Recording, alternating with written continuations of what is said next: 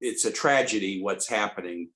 Vladimir Putin, this is what's going on. He has seen Ukraine drift further and further away, not in the sense of joining NATO, just that Ukrainian people, even Russian speakers in Ukraine, have become more and more disillusioned with Russia.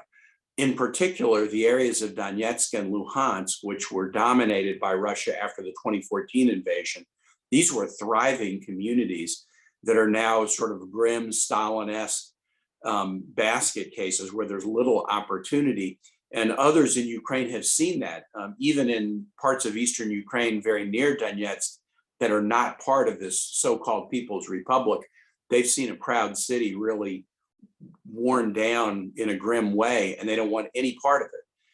And as Vladimir Putin has seen that, Ukrainians more and more rejecting what Russia brings to the table, he's enormously threatened by that. So yes, President Biden has helped unify the West, European allies, United States and others, around a very, very tough sanctions package, the cancellation of the Nord Stream 2 pipeline, which was very much desired by Russia so that they could continue to make money from natural gas sales to Europe.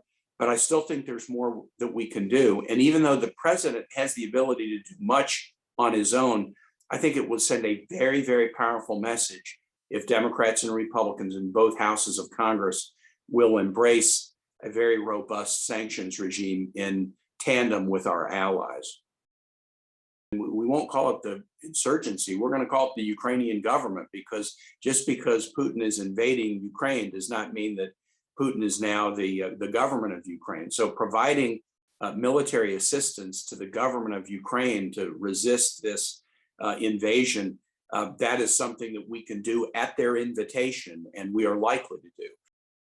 I will say this, the Ukrainian government is the government elected by the Ukrainian people, not even if the entire country were to be dominated by a Russian invasion. That does not make a puppet government or a Vladimir Putin handpicked henchman the government of Ukraine. We are dealing with the sovereign government, and we're going to support them and treat them as the sovereign government, regardless of the status of this invasion. Neither the United States nor any of our Western allies are going to recognize a puppet government installed by a Russian invasion in Ukraine, whether the Zelenskyy were to leave the country or any were to leave the country. If that were to happen, and I don't know that it will, we're going to treat the sovereign government elected by the Ukrainian people as the government until they elected a new government. And so inside the country, outside the country, in exile, a combination. You could see Ukrainian officials, for example, leave Kyiv but move further west to cities in Western Ukraine.